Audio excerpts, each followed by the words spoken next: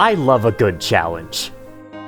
In video games, anyway. Facing something which at first feels impossible, slowly learning how to climb to the same level, then finally coming out on top is one of the most gratifying experiences anyone can go through.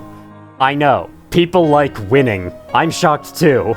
And I'm no exception to this, of course, which is why I've come to deeply enjoy games like Geometry Dash, Celeste, Hollow Knight, and of course, the SoulsBorne series of games, of which I have played through 2. Those latter 2 parties are what I will be discussing in this video, since both Hollow Knight and these 2 games provide similar gameplay experiences, however unintentionally. On top of their vast and varied worlds with a similarly dead and decaying status, as well as the obtuse storytelling, both games are famously difficult, with a large part of that difficulty coming from boss fights. The boss fights are numerous, coming in all different shapes, sizes, and qualities, and they tend to make up the most challenging content in these games. They're also the only thing anyone who plays these games ever talks about. And I'm not exactly helping that, am I? As an avid fan of all 3 games, I must say that when it comes to boss fights, I prefer Hollow Knight's selection of bosses over Dark Souls 3 and Elden Ring. I don't hate the bosses in the latter 2, especially not Dark Souls 3, but I've always had more fun fighting Hollow Knight's boss roster on the whole, even on my first playthrough when I was struggling against many of them. There's quite a few reasons for this, one being that Hollow Knight's fluid and responsive controls make the simple act of fighting an enemy engaging and rewarding, and how the health system guarantees that you can take multiple hits, meaning you will never be one-shot by anything, with a few exceptions. But those reasons are born from how differently the games play on a fundamental level, which I understand is not a super fair comparison. I think the real reason why I prefer Hollow Knight's bosses is because of a difference in the general boss design between Hollow Knight and Dark Ring 3, and how those differences affect my experience with learning the boss. Because for me, that learning is the most fun part of these boss fights. Seeing all of the boss's attacks, learning when to dodge as well as where, finding openings to strike back. It'll feel like you're being clobbered and tossed around at first, but over time you begin to pick up on patterns in the boss's moveset and develop the appropriate response for each attack. Before you know it, a good number of the boss's swings are whizzing right past you. This growth from someone who can barely stay alive long enough to remember what the boss looks like, to someone who can reliably make it to the halfway point with most of their health intact, is what I consider to be the most satisfying parts of these challenges. Of course, the most fun part is always winning, but when I look back on my time spent with a boss, I always find the learning phase to be the most enjoyable part of the process. That's not a huge surprise, because learning is fun, and everyone loves doing it, especially if you're learning something you're very interested in. Such as the moveset of a video game boss. Don't worry, I have gone outside recently, I swear. The moment where I find the challenge gets frustrating is after the learning phase is done, and all that's left is for me to perform a run that defeats the boss. For easier bosses, that run will come very quickly, but for harder ones, I could be at them for hours and hours, even after learning all there is to learn about their moveset. This phase of the challenge has a much less tangible sense of progress, which can make it feel like you're banging your head against a wall. And in some cases, you might be banging your head against your desk in frustration. This can still be considered a learning phase, more accurately a practicing phase, but you're not learning nearly as much as you were before, because you've seen every attack by now and you know what you have to do. But knowing all of that is not a guaranteed win. You still have to execute a winning run, and there's plenty of errors waiting to be made in the process. I can't tell you how many times I screwed up a dodge timing on an Elden Souls 3 boss attack, despite having seen and dodged the attack several times before. I even do the same thing in Hollow Knight, despite being a lot more comfortable with the bosses in that game. The only lesson there is to learn from those mistakes is don't do that, which, yeah, I know. I learned that earlier in the learning phase. I know what I'm supposed to do, but for a multitude of reasons, I'm not always able to execute it. It might surprise you to know that not everyone can slow down and think calmly and carefully while fighting for their life in a video game, especially when these bosses force you to act so quickly and make a bunch of spur-of-the-moment decisions within the span of 5 seconds, which means it's easy to screw up those decisions and get yourself hit regardless of your knowledge. To be clear, I don't think this is a problem. It's not like a hard boss should be beatable just by knowing how it attacks. Of course it's gonna take lots of practice to defeat them. I'm just saying that this is the part of the challenge where things can start getting annoying for me. When I'm aware of what I need to do, but I'm not able to do it consistently, or at all, this is where fighting a boss becomes less fun, and my mood towards the game begins to sour. I'm well aware this is always a skill issue on my part, and my inability to defeat a boss should not affect my opinion on the game, but that's just how I am. I can try to change that, but I honestly don't think I can. My stubbornness knows no bounds. When I do eventually defeat the boss, I of course feel very happy, and usually I look back on the experience with the boss as a positive one. But this is not always the case. Yark Rolls 3 has a few bosses within where my first experience defeating them was an experience uniquely aggravating, an experience I never wish to go through again. And in these cases, I do place partial blame on the game for making my time with the boss more painful than it needed to be.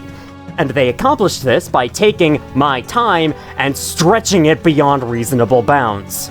What made these particular bosses so tiresome to learn and practice is everything I just described, compounded by a signature aspect of the bosses themselves.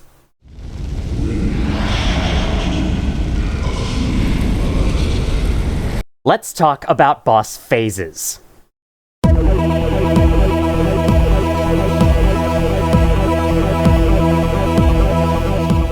Every single boss in Dark Souls 3 has at least 2 phases.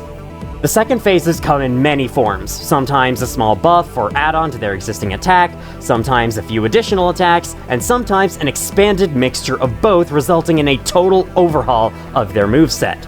Sometimes they'll go the extra furlong and bring in a second enemy, or remove the second enemy, in addition to all the previous stuff. Elden Ring is much the same way, though second phases are only applied to the more major boss fights. Still, some minor fellows get a phase 2 now and then, and even the mini-dungeon bosses have their music switched to a second phase version when their health reaches the halfway point, even if they don't have a phase 2. In each of these multi-phase boss fights, you are expected to survive every phase of the boss in one life to defeat them. Makes perfect sense. The multiple phases not only allow the bosses to feel as if they're learning and adapting to you as you fight, but they also help make the fights less repetitive or predictable, and they provide a good sense of rising action as well as intensity. They're a great addition to these bosses, but they're also one of the key reasons why learning them can be so maddening. My first time fighting Pontiff Sullivan was rough. It took me 3 entire play sessions to beat him, and the journey there was a bumpy ride. But not the bumpy rides you're used to. It was more like driving over speed bumps and huge potholes at 80 miles per hour without any functioning brakes. I think I spent the whole first session just learning his phase 1, which is a lot more difficult than your average phase 1 in Dark Souls 3. But after slowly adapting to every single variation of a swing Sullivan could do, I got into half health, where he switches to phase 2 and everything changes. He summons a clone of himself, which attacks alongside him, and he can now fly in the air, throw magic spears, explode the floor, and have his clone do those exact same things with a slight offset, meaning every single attack, both new and old, comes at you in a burst of 2. This is a lot to take in, and I basically had to learn everything all over again. Plus, Sullivan grows some kind of smoky hair in this phase, which makes it harder to see which attacks he and his clone are doing. In an instant, Sullivan's Phase 2 throws everything you learned before in the trash and makes you start over, almost like you've been held back a grade in school. And this reveals the root of my problem. In order to win the fight, I now have to learn Phase 2 almost from the ground up. To learn Phase 2, I have to play Phase 2. To play Phase 2, I have to fight through Phase 1 again. This doesn't sound that bad, but remember that I can't easily beat Phase 1 just because I know the attacks. I still have to perform, and unfortunately, I struggle with stage fright. I probably went a good hour, or even 2, without learning anything concrete about Phase 2, because every time I reached Phase 2, I die immediately due to not knowing how it works. I can only learn a tiny bit of Phase 2 each time I get there, which slams the brakes on my progress, making it feel like I'm not getting anywhere. I'm now on the practicing stage for Phase 1, but on the learning stage for Phase 2. And this is the point when attempting the boss turns into a frustrating chore. The part of the fight I'm interested in, learning the Phase 2, is being withheld from me because of the expectation that I defeat all phases of a boss in one go before I'm allowed to continue the game. To clarify, I am not saying this type of boss is bad design. I am not a game designer. But I do know what I like to play, and this isn't it. Finally defeating Pontiff Sulyvahn felt amazing, and I do enjoy the fight overall, but that first experience of fighting him became such a chore, and I would never choose to go through it again. That said, it's worth noting that Pontiff Sulyvahn is somewhat of an exception to the way Phase 2s are handled in DS3. Most DS3 bosses have their second phases begin at 75% health, meaning Phase 2 is most of the fight. Learning those bosses did not give me nearly as much of a headache as they could have for that reason. Even the fights that do wait a long time for their Phase 2s typically have an easy first phase, or not a lot of health, so you're not spending too much time replaying Phase 1. So Pontiff Sulyvahn is an outlier when you look at all of the required bosses, but compared to some of the optional bosses in DSCR3, he's a barely noticeable dot in the scatterplot. The 4 bosses in 3 Elden Rings that drove me up the wall the highest are, in Dark Souls 3, Sister Frieda and Demon Prince, and in Elden Ring, Malenia and Malekith. All these bosses share something in common. Long and difficult first phases followed by second phases that fight extremely differently and are naturally more challenging than the first. Even in the bounds of this list, Sister Frieda is a major outlier because she actually has 3 phases, each with their own full health bar.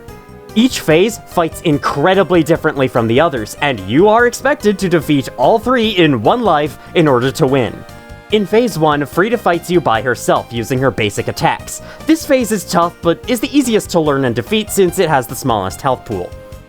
Phase 2 brings in Father Ariandel as an unwilling teammate for Frieda. Since Ariandel is a different entity entirely, his slew of attacks are all brand new, essentially making you learn a boss fight in the middle of a different boss fight. Frieda herself fights a lot differently, staying back and shooting ice from her scythe, only becoming more aggressive if you get too close. Add in the healing move Frieda can do on occasion, and you have a really complicated Phase 2, with a ton of stuff to keep track of. These 2 phases alone are already very challenging, but then the game starts a surprise Phase 3 after you think you're done. Frieda fights by herself again, except now she has roughly 17 new attacks, and all her old attacks return with new twists. The very first move she makes is a massive black flame shockwave that deals so much damage that you might just die before you see the phase's basic moves. I'm usually okay with the multi-phase structure of the bosses in these games, but this is a case where I think it was stretched way too far. In a game where a single mistake can end you, having a boss that's a 10-minute long odyssey through 3 phases that are so different they could each pass as standalone boss fights is a little much. If there's anywhere where I think a checkpoint between boss phases should have gone, it's here. No matter how enjoyable the fight may be, going through the constant slog back to Phase 3 just so I could see 2 new attacks before dying and starting the slog all over again was not a good time. I distinctly remember taking a small break about 20 attempts in to look up some alternate strategies I could try using versus Frieda, or at least what damage type she was weak to. I clicked on a guide video and then got hit with an unskippable ad. At any other time, I would shrug it off, but in that moment, I was so enraged by this fight that I actually threw my phone onto my desk in anger. The video then proceeded to tell me nothing of use. All I could do was get good, which was the last thing I wanted to do because in this instance, the process of getting good wasn't any fun. Eventually, I did pull through and defeat Frida. On recent playthroughs, I've been able to kill her in roughly 3 to 4 attempts, and I consider her to be a great boss fight. But my first time learning Frida was a genuinely unenjoyable experience that I never want to live through again. While most of the blame is on me for my lack of skill at the fight, I think the game deserves some blame as well for literally withholding my ability to learn/practice the most important part of the boss. I know that something like Geometry Dash's practice mode would be too video gamey for a Souls game, but some kind of similar mechanic or just a checkpoint would have made Frida much more bearable for me. Even if you have to buff Black Flame Frida to compensate for an added checkpoint, I'd be fine with that. Black Flame Frida is hard enough to stand as its own boss fight anyway. But that's enough about Frida. Let's move on to the boss immediately after her, Demon Prince. While Demon Prince is nowhere near as exhaustingly long of a fight as Frida, it only has 2 phases for one, it's still a fight I found overly difficult to learn thanks to its phase structure. The first phase has you fighting 2 giant demons. One fights aggressively, and the other stays at a distance and shoots poison attacks, forcing you to stay aware of your surroundings while fighting the aggressive one. The demons will eventually swap roles, indicated by the non-aggressive demon screeching and going ablaze. Then, both demons will attack aggressively for a little while before one of them loses energy, turning non-aggressive. This phase is tough.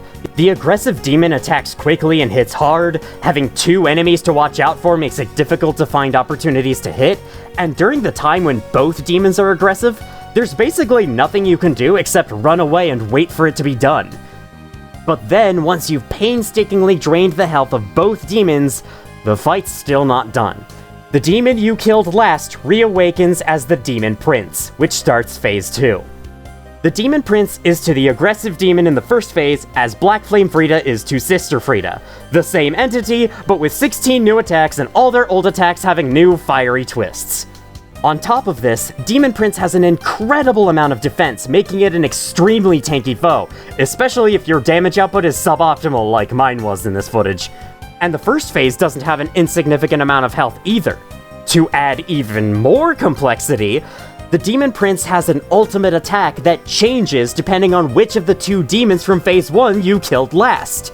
If you don't know this, you could go into phase 2 expecting and preparing for the Meteor Storm, only for the Demon Prince to use a Laser Blast attack instead.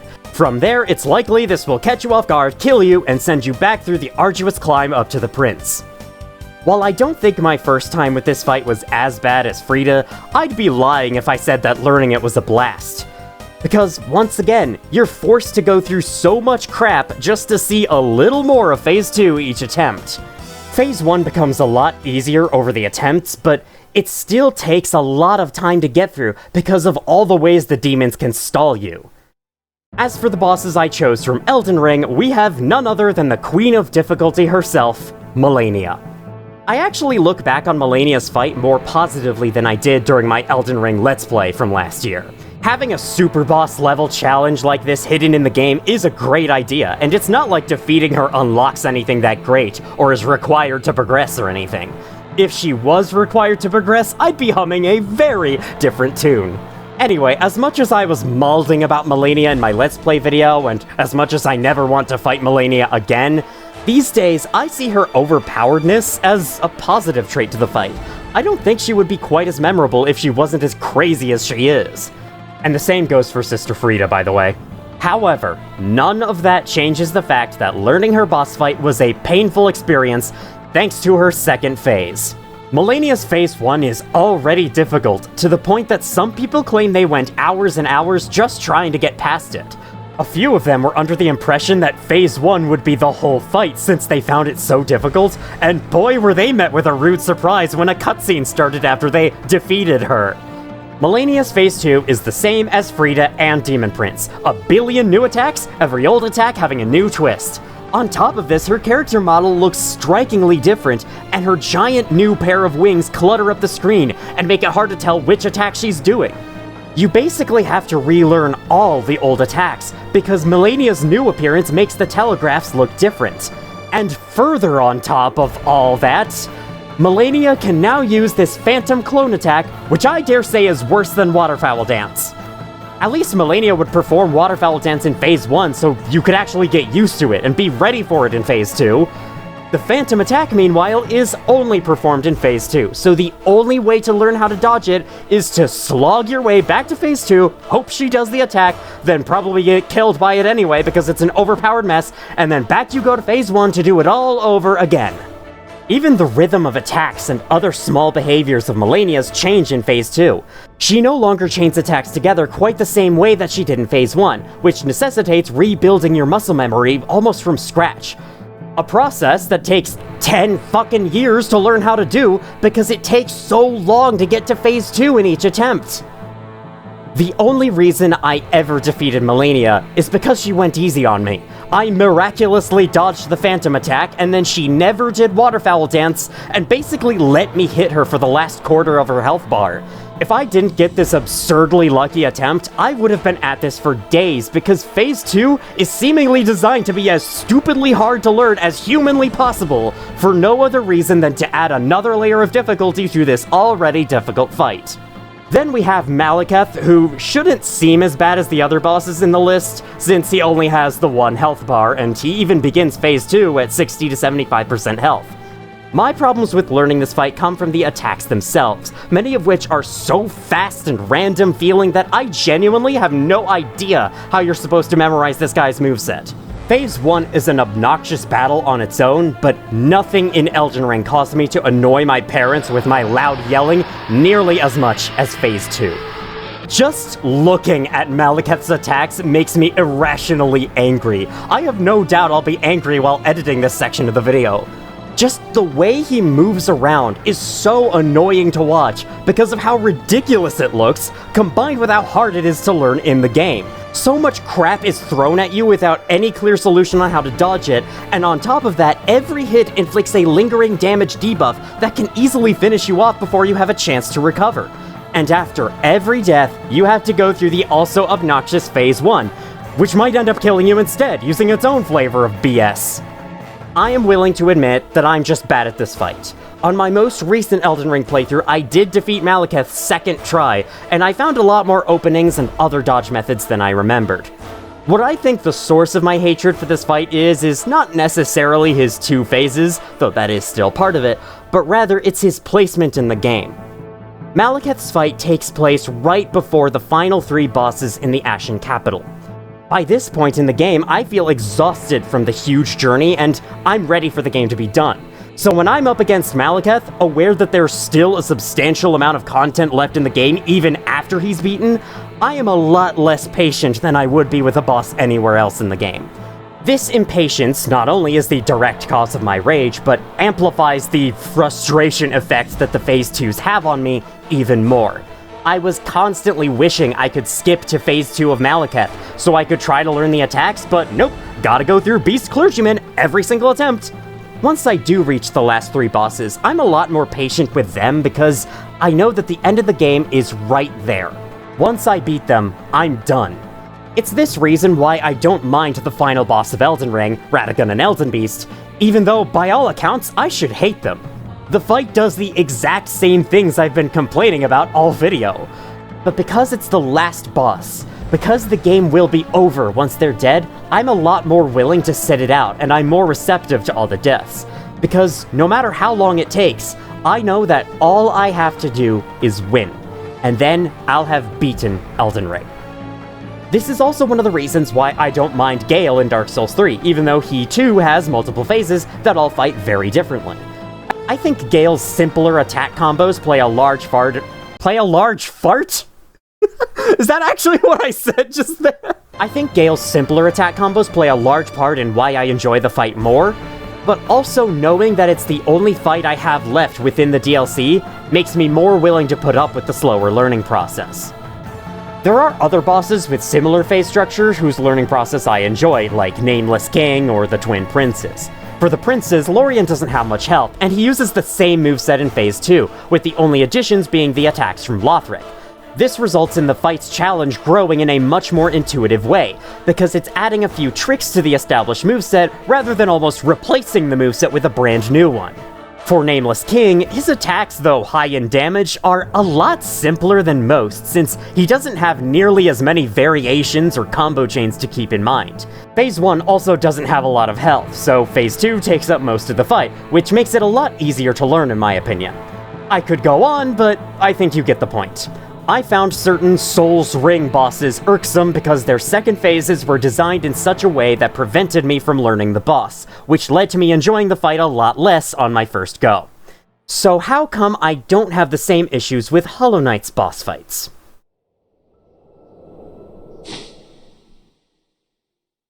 For starters, Hollow Knight accidentally addresses the multi-phase issue in the simplest way. Most of the bosses don't have a second phase. Now, if you've played Hollow Knight, this will sound wrong at first. After all, most of the bosses do gain an additional attack, or increase the difficulty in some other way as the fight progresses. Even False Knight gains the ability to knock down falling rocks just with his standard whack, after you knock him down the first time. However, what I mean by second phase is when the boss considerably changes multiple aspects of their attacks and/or attack style, or they add a number of substantially new attacks onto their base moveset, like the bosses in Elden Ring 3. Under that definition, the number of Hollow Knight bosses who have a second phase can be counted on 2 hands. All the remaining bosses only have the one moveset plus a bonus attack that may appear later for their whole runtime, and this made them considerably less frustrating for me to learn. To be clear, this did not make the bosses easier than SoulsBorne games. I'm going to remove difficulty from this discussion going forward because this isn't really about what's easier and what's harder. The hardest bosses in both Hollow Knight and Ringed Souls 4 gave me a similar amount of trouble to learn and defeat them. While the soulified Rings 5 bosses did take me longer overall, I blame that on the different pacing of the moment-to-moment gameplay. That is, Hollow Knight bosses tend to be shorter than Soulsborne's offerings because you're able to move and attack a lot more, but I digress. Even Nightmare King Grim, arguably the hardest boss in Hallownest, was not too frustrating to learn because he only has the one phase. He absolutely clobbered me for the first 50 minutes or so of attempts, but over time, the progress I made through his health bar each attempt was growing exponentially. I never had to worry about a brand new arsenal of moves, or an additional swipe being added to an attack in the second half. All I had to do was master the default moveset, get hits in, and then stay alive for a few minutes. And by a few minutes, I mean 10. I was very underpowered when I fought him the first time. The bosses that unlock 1 or maybe 2 new attacks over the course of the battle could have been irritating to learn, especially if the new attack was a big FU move that you're all but guaranteed to be hit by the first time you see it. But in almost every case, the new attack is either easier to dodge than the others, or it builds upon the boss's capabilities in an intuitive way, or it's a more passive ability that makes the rest of their attacks slightly harder. In the case of that last one, Hornet can use that attack at about 70% health, which is pretty early in the fight, so you may not even know it's something she has to unlock. For other examples, Broken Vessel unlocks this Hothead attack later in its fight, which looks scary at first, but dodging it is no more complicated than avoid the orange blobs, which is something you already had to do with the Stomp attack, so even if you get hit, you know how the attack works as soon as you see it. Executing correctly may take some practice, but it's not like Broken Vessel is a crazy hard boss. Speaking of crazy hard bosses, Broken Vessel's upgraded fight, Lost Kin, actually removes the Hothead attack. And that's good, because all of Broken Vessel's base moves have been upgraded dramatically, making this one of the toughest fights in the game, in my opinion. It's almost like Team Cherry agrees with me and went out of their way to remove the Hothead attack, making learning and practicing Lost Kin a lot less frustrating than it could have been. Another great example of the gains 1 or 2 attacks type bosses I want to cover is Pure Vessel. Pure Vessel's base moveset is nothing short of insanity. It genuinely feels impossible to defeat with how fast they expect your reactions to be. Learning this fight could have been horrible if it had a dedicated phase 2, but instead it only gains 2 attacks, one at 2/3 health and the other at 1/3 health. The first attack is an area of effect blast, followed by a dozen smaller blasts placed across the arena at random heights. Already, the design of the attack is very intuitive. The wind-up animation in the glowing circle makes it clear there's going to be an explosion, and after it goes off, you'll see the other circles dotted around the arena and immediately know what they're going to do. Dodging the attack just involves getting and staying out of the white circles before they explode, with the extra challenge of spotting Pure Vessel's next attack through all the visual noise, as it will attack before the explosions are gone. But once you master that latter point, this attack is considerably easier to avoid than Pure Vessel's other moves. The second and final new attack is this Void Tendril move where it slashes the space directly in front of it with a slowish wind-up. This attack appears in the last third of the fight, which makes it quite the panic-inducing sight after how far you've come. But it's the easiest attack to dodge by far. Just double jump, and there's a good chance you'll be fine. In fact, I remember dodging this attack accidentally by panicking and spamming jump when I saw the new animation. That right there is what I see as the strength of this type of boss design. By introducing just one new attack later in the fight, the player is caught off guard for a moment, but never overwhelmed or confused. This ensures the battle is kept at a high intensity without invoking any of the previously discussed problems with multiple phases, i.e., the player spends way too much time clawing their way back to the part of the boss that actually matters to them. To raise intensity even more, you could also utilize a fake-out phase 2, kinda like what Team Cherry did with Dung Defender. At half health, Dung Defender will yell out, which momentarily stuns the player, and appears like the start of a phase 2.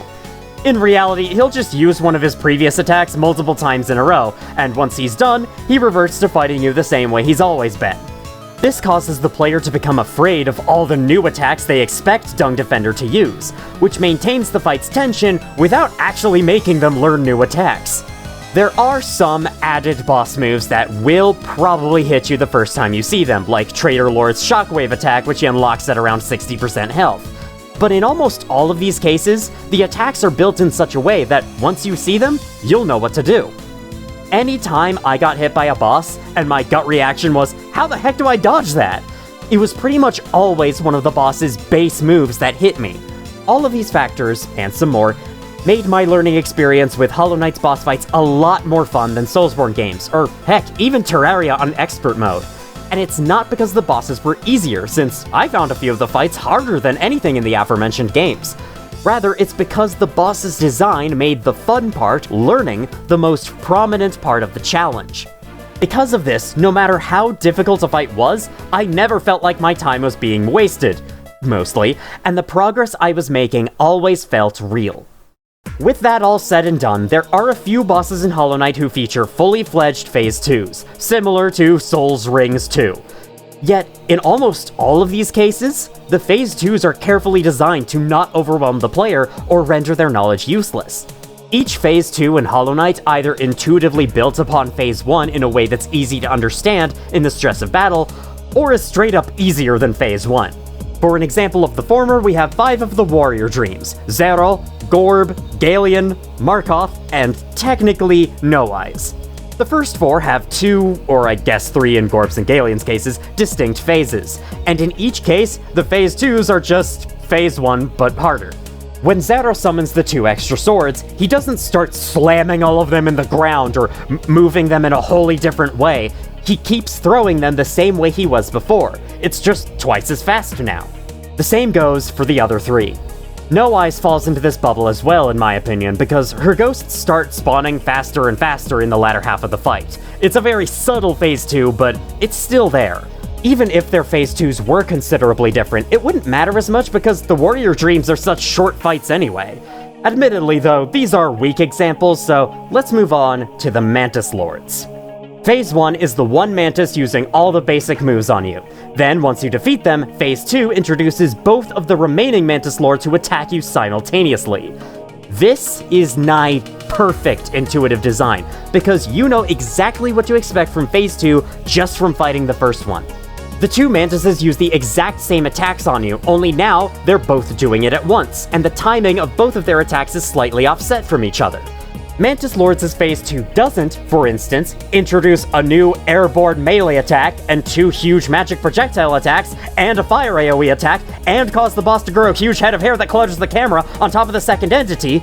It just brings in a second Mantis into the battlefield, and any other changes it makes are minute at most. The wall boomerang attack is a bit different in Phase 2, but I find it easier to dodge than the Phase 1 version, where the Mantis can sometimes throw it directly at you. With both mantises alive, the boomerangs always start above you, so you never have to worry about jumping out of the way as soon as they throw it. The Mantis Lord's second phase is an appropriately large spike in difficulty without being a hassle to learn, because it doesn't introduce too much so as to invalidate all your Phase 1 knowledge. Can it be a hassle to practice and win? Sure, especially with the long run back you have to take before every attempt, but the Mantis Lords are far from the most difficult boss in Hollow Knight, so it balances out to be a very enjoyable challenge, in my opinion. Another boss with two distinct phases is Soulmaster. Phase 1 is the main fight, where he warps around, fires homing orbs of soul, body slams you from above, etc. After you hit him enough, he does a fake-out victory which leads to a surprise Phase 2. Unlike Mantis Lords, this guy's Phase 2 only half builds upon the Phase 1 moveset. Soulmaster cycles between slamming himself down repeatedly and firing soul orbs repeatedly. He repeats this cycle until you drain enough health to kill him. First of all, a boss going through attacks in a cycle is unusual for games like Hollow Knight, which usually have the bosses choose attacks at random. Adding this kind of predictability to the fight strengthens the player's ability to learn the moves in Phase 2. As for those moves, well, this is why I said that Soulmaster half builds upon Phase 1. Only 2 of his Phase 1 moves are carried over, and they are significantly altered in that now he spams them. Notably though, the body slam attack no longer releases shockwaves like it does in Phase 1. Now, all you have to do is dash out of the way, there's no need to jump afterwards, which makes the individual slams easier to avoid. The Soul Orb spam attack is harder than Phase 1 for sure, but since Soulmaster is wide open during the attack and his Phase 2 doesn't have a lot of health, it's not so hard to the point that learning this phase becomes a barrier to defeating him. I find that Soulmaster's Phase 2 is slightly easier than Phase 1, though it's by no means a cakewalk in the park. This phase is clearly designed to make you panic, but nothing more. It's not meant to be a barrier to your victory, just to catch you off guard in order to keep the fight as intense as can be. Soulmaster's upgraded fight, Soul Tyrant, does keep the Phase 2, and it is a little harder this time, but because the player undoubtedly knows it's coming, it still won't be a huge obstacle to winning the fight. For the next example, I'm gonna have to jump all the way to Godhome. Seriously, there are that few bosses in this game with a Phase 2. Nailmasters Oro and Mato have 2 distinct phases, one where it's just Oro, and then the next where Mato joins and both of them fight you. In this case though, the Oro phase is clearly just an introduction to the fight, being a very short phase. Still, it accomplishes the same thing as Mantis Lords, showing the player the basic attacks using just one enemy, then having a second enemy join the battle to add more complexity.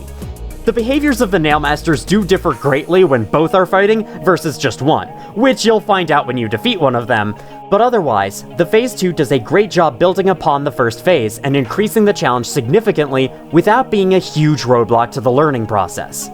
Great Nail Sage Sly is a slightly different story.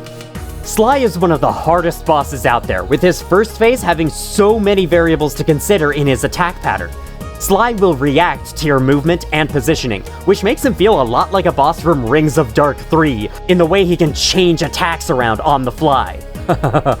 Once you finally defeat Phase 1, he does a fake-out death similar to Soulmaster. His Phase 2 is also like Soulmaster, being cyclical in nature. Quite literally.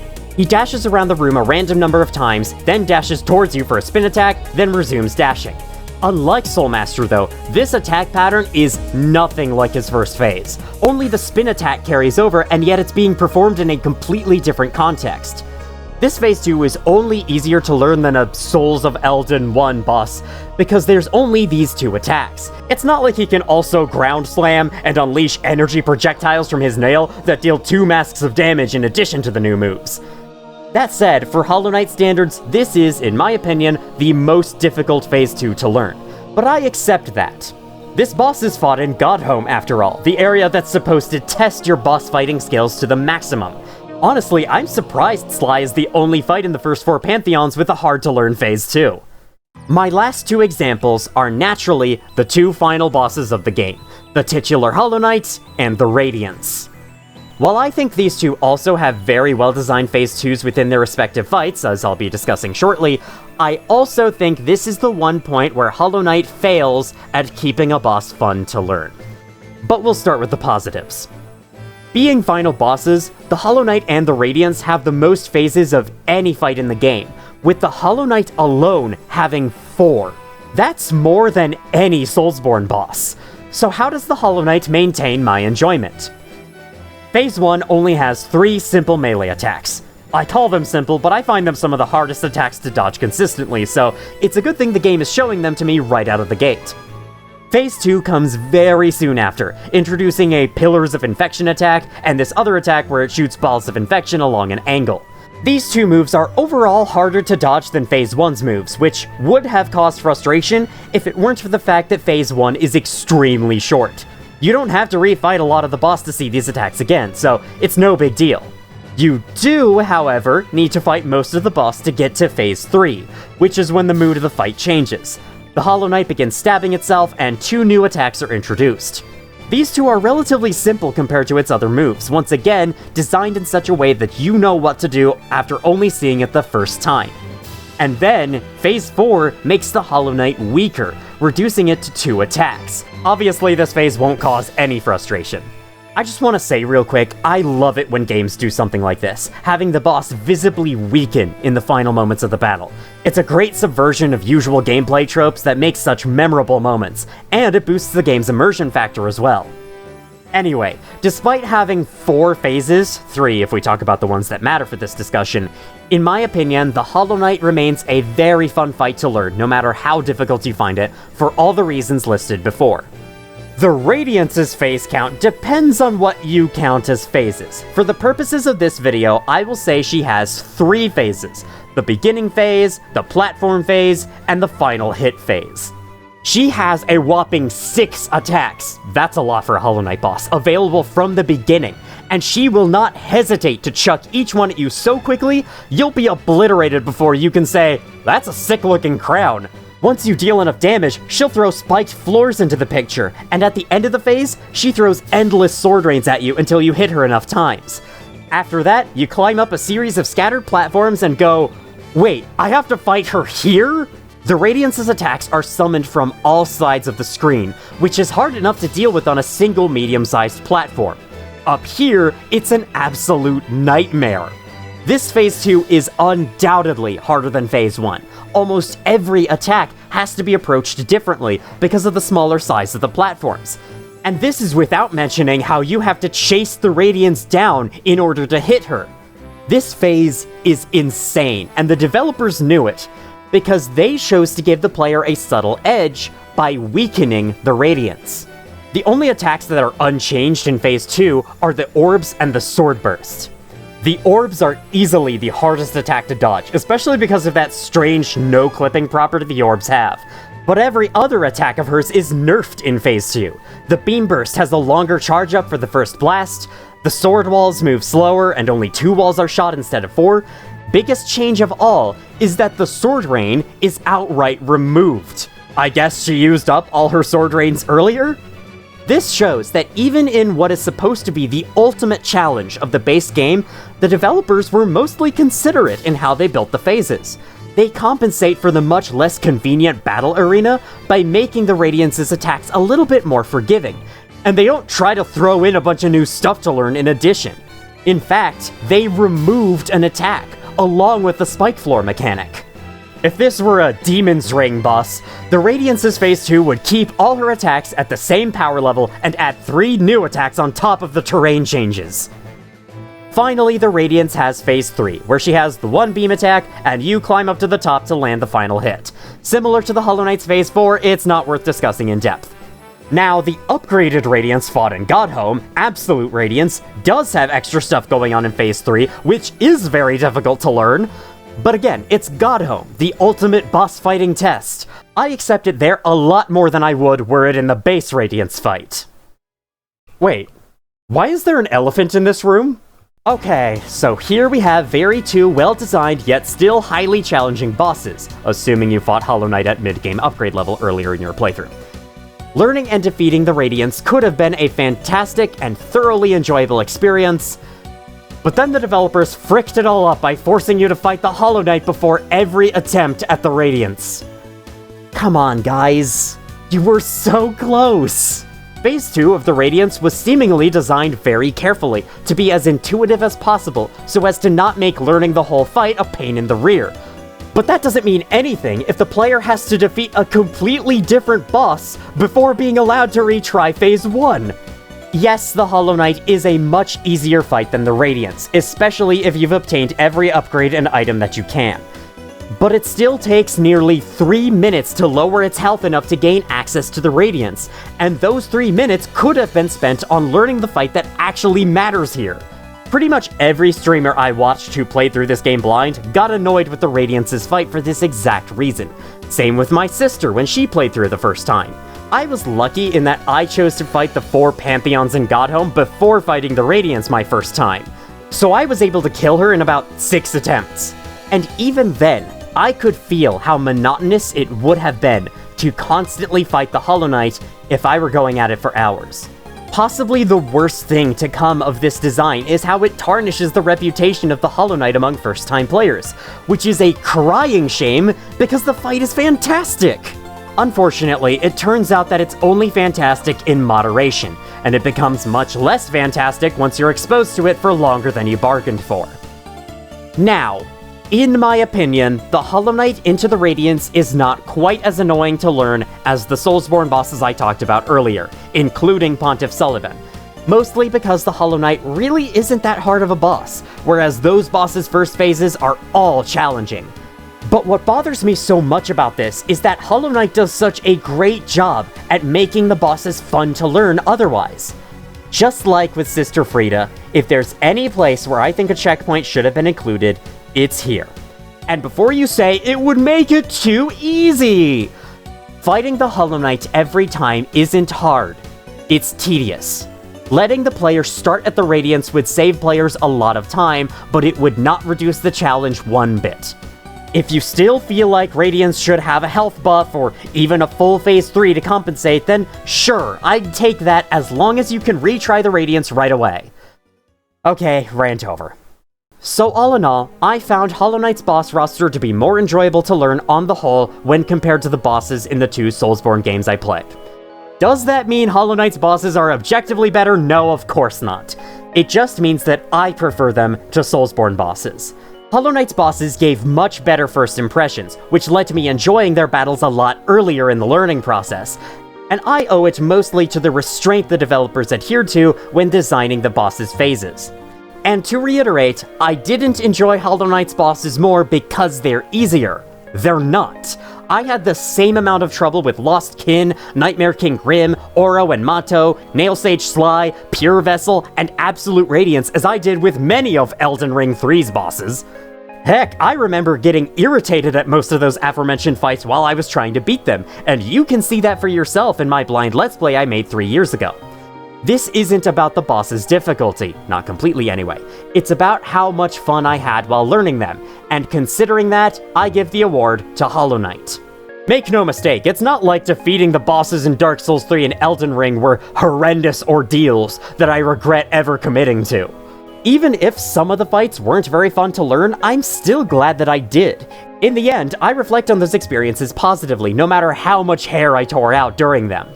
Lots of SoulsBorne bosses lie among my top favorite video game boss fights, namely Nameless King, Twin Princes, Slave Knight Gale, and even Elden Beast. Yes, I'm serious, stop laughing. That said, my top favorite video game boss fights also include Hornet Sentinel, Nightmare King Grim, the Hollow Knight, Dung Defender, and above all else, Pure Vessel. So in my opinion, to maximize the enjoyment of a highly challenging boss fight that has multiple phases, the utmost care should be taken when designing each phase, especially if the fight is going to last a long time. Something like Cuphead can mostly get away with having every phase fight differently, since all those bosses can be beaten in 2 to 3 minutes, and retrying the fight after a loss is nearly instantaneous. But for longer boss fights, the second or third phase should never become a massive roadblock. The player's developed knowledge and muscle memory should not have to be tossed aside when Phase 2 begins, but if it really has to be that way, then either Phase 2 should be the majority of the fight, or you could just relent and give a checkpoint. I find that the hardest SoulsBorne bosses tend to introduce so much new stuff in the second phase that most of the experience is spent on trying to learn that second phase, which means playing through Phase 1 again and again and again. It quickly turns into a boring chore for me because it feels like my time is being wasted with the constant retread of content I've already done multiple times before. The few bosses in Hollow Knight which have multiple phases have a number of design considerations that I think make learning them more enjoyable. For one, the Phase 1 moveset almost always contains the boss's hardest attacks. Anything introduced after the start is made easier to avoid and is just meant to catch you off guard, to keep the fight as intense as possible. For 2, subsequent phases never introduce more than 3 new things, and the existing attacks are kept wholesale or sometimes even weakened, depending on how much the new elements increase the difficulty. When made like this, the second phases build upon the first in an intuitive way that ensures your knowledge on Phase 1 remains relevant. You never have to relearn the whole fight from square one in the middle of the battle. The Phase 2 can be the first phase but with a second enemy fighting you at the same time, or the first phase plus 2 new attacks the boss can choose, but it is never both of those at once, making the boss's movesets significantly easier to digest. Design a boss like this, and the challenge will be less about learning and mastering one of the 2 phases, but rather learning and mastering the whole boss fight, which I find preferable. Let me know what you think in the comments below. Just keep in mind that this video is only my opinion. I am no game designer, so I do not know the thought processes behind either of these boss design philosophies. I just know which one I prefer. Thank you for watching if you did, and as always, I will see you all in the future.